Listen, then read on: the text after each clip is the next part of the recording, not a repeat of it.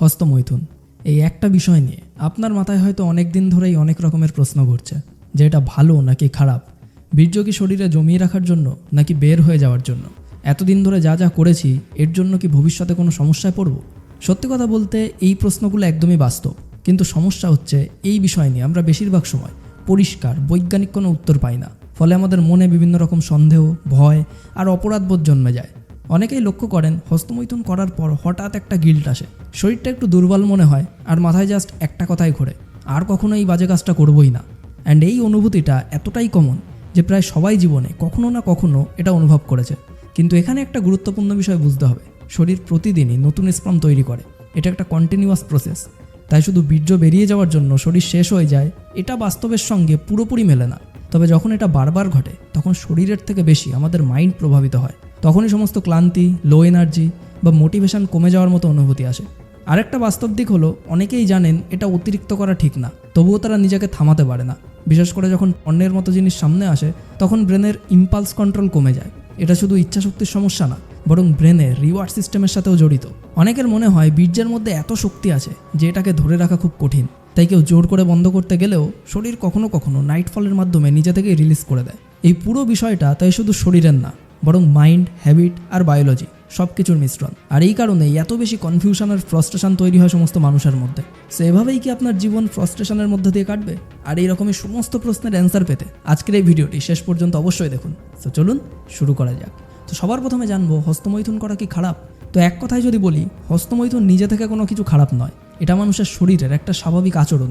বিশেষ করে টিনেজার যুবকদের মধ্যে এই ব্যাপারটা লক্ষ্য করা যায়। কিন্তু সমস্যা তখনই শুরু হয় যখন এটা নিয়ন্ত্রণের বাইরে চলে যায়, তখনই মানুষ এটাকে খারাপ বলে মনে করতে শুরু করে। আপনাকে একটা সহজ কাজ দিচ্ছি, প্রথমে টানা 1 সপ্তাহ হস্তমৈথুন করে দেখুন, আর তারপর পুরো 1 সপ্তাহ সম্পূর্ণ বন্ধ রেখে দেখুন। আপনার কাউকে বিশ্বাস করতে হবে না, নিজের অভিজ্ঞতায় আপনার জন্য যথেষ্ট। তখন আপনি নিজেই বুঝতে পারবেন যে আপনার শরীর, মন আর এনার্জির মধ্যে কতটা পার্থক্য তৈরি হয়। যারা অলরেডি এই অভিজ্ঞতার মধ্য দিয়ে গেছে তারা জানে লাগাতার হস্তমৈথুন করলে শরীর ধীরে ধীরে ক্লান্ত হয়ে পড়ে, মন দুর্বল লাগে, মোটিভেশন কমে যায় আর ভেতরে ভেতরে একটা অদ্ভুত শূন্যতা তৈরি হয়। আর তখনই মনে হয় এই কাজটা সত্যিই আমার জন্য ভালো না। কিন্তু প্রশ্ন হলো, তাহলে আমি কেন বললাম যে এটা খারাপ নয়? কারণ একটা নির্দিষ্ট বয়সের পর আমাদের শরীরে যে পরিবর্তন শুরু হয় সেগুলো একদমই স্বাভাবিক এবং প্রকৃতির নিয়ম অনুযায়ী হয়। যখন একজন ছেলে টিনেজ থেকে যুবক হতে শুরু করে তখন তার শরীরে টেস্টোস্টেরন হরমোন খুব দ্রুত বাড়তে থাকে। আর এই হরমোনই মূলত শরীরে সেক্সুয়াল আর্জ, অ্যাট্রাকশন, কিউরিয়াসিটি এই সমস্ত অনুভূতি তৈরি করে।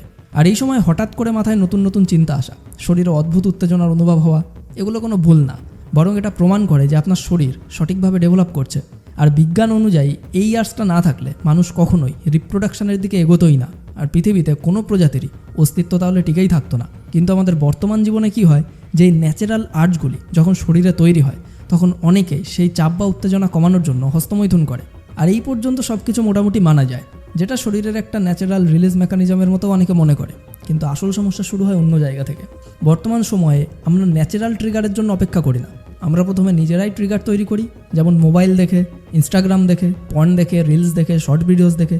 এই সব কিছু আমাদের ব্রেনকে এমনভাবে স্টিমুলেট করে যেটা বাস্তব জীবনের কোনো স্টিমুলেশনের থেকে অনেক বেশি ইন্টেন্স হয়।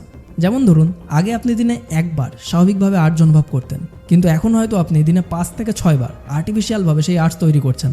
আর এতে আপনার ব্রেন ধীরে ধীরে কনফিউজ হয়ে যায় যে কোনটা রিয়েল আর কোনটা ফেক।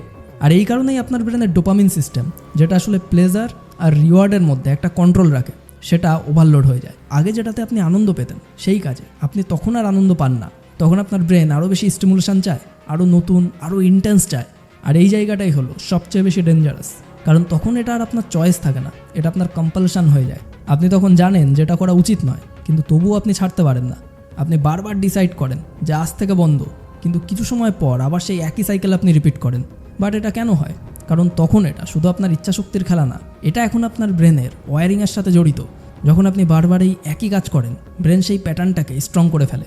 আর একেই বলা হয় habit loop, cue, craving, action and reward. আর একটা সময় এমন আসে যখন ছোট্ট একটা ট্রিগার, একটা মাত্র ছবি, একটা চিন্তা, একটু একা সময়, এই সব কিছুই আপনার ব্রেনকে সিগন্যাল দেয় যে হ্যাঁ, সময় এসে গেছে, এখন ওই কাজটা করো। আর তখনই মানুষ বুঝতে পারে যে সে আসলে নিজের উপর কন্ট্রোল হারিয়ে ফেলছে।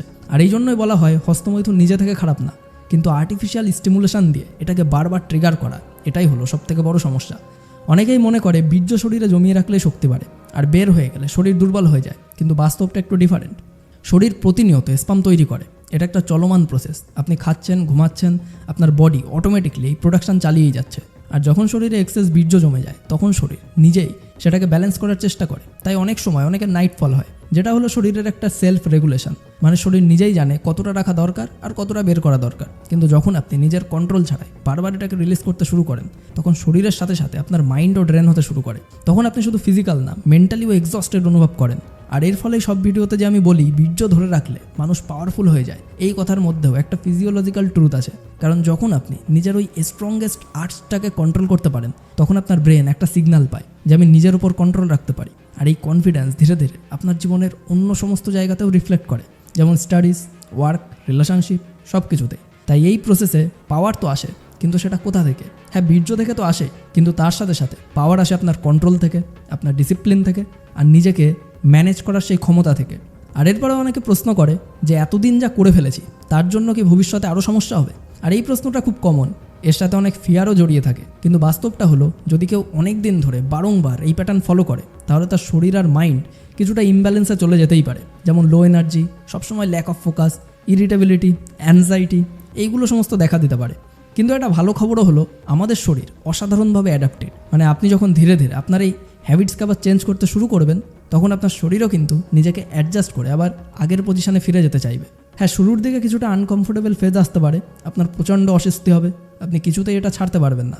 কখনো নাইট ফল বেড়ে যাবে, কখনো আজ বেশি মনে হবে, কখনো আপনার মুড আবার আনস্টেবল হয়ে যাবে। কিন্তু এগুলো সব কিছু টেম্পোরারি। অনেক আবার খুব দ্রুত চেঞ্জও ফিল করে, যেমন অনেকের হঠাৎ এনার্জি বেড়ে যায়, মাইন্ড ক্লিয়ার হয়ে যায়, কনফিডেন্স ফিরে পায়। মানে এই ডিফারেন্সগুলো পুরোপুরি ডিপেন্ড করে আপনার প্রিভিয়াস লাইফস্টাইল, আপনার নিজের শরীরের কন্ডিশন, আর আপনি কতটা কনসিস্টেন্ট তার উপরে।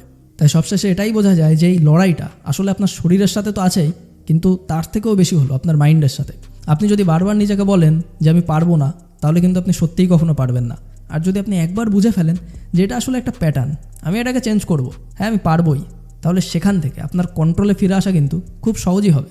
মানে হস্তমৈথুন যখন আপনার উপর কন্ট্রোল নিয়ে নেয়, তখন এটা আপনার গ্রোথের একটা বিগেস্ট অবস্টেকেল হয়ে দাঁড়ায়। তাই আসল প্রশ্নটা কখনো এটা না যেটা ভালো নাকি খারাপ। এরকম প্রশ্ন করলে সবসময় এটাই দাঁড়াবে যে এটা আপনার করা উচিত নয়। তাই আসল প্রশ্নটা এরকমই হওয়া উচিত যে আপনি কি নিজের মাইন্ড আর বডির ওপর কন্ট্রোল রাখতে পারেন? আপনি কি এটা করা সত্ত্বেও নিজের উপর কন্ট্রোল রাখতে পারছেন? যদি আপনি কন্ট্রোল রাখতেই পারতেন, তাহলে আপনার এটা করার দরকারই বা কী ছিল? নাকি প্রথমে আপনি একটু মজা নিতে নিতে এখন নিজেই ওই খারাপ হ্যাবিটের মায়াজালে চলে গেছেন? আর এই একটাই উত্তর আপনার পুরো জীবনের ডিরেকশন ঠিক করে দিতে পারে। মানে সবশেষে ডিসিশনটা আপনাকেই নিতে হবে যে আপনি কি এই হ্যাবিটের গোলাম হয়ে থাকতে চান, নাকি এই হ্যাবিটটাকে নিজের কন্ট্রোলে নিয়ে এসে নিজের মনকে নিজের গোলাম বানিয়ে ফেলতে চান। তো সম্পূর্ণ ভিডিওটি দেখার জন্য আপনাকে অসংখ্য ধন্যবাদ। আপনার সময় অনেক অনেক অনেক ভালো কাটুক।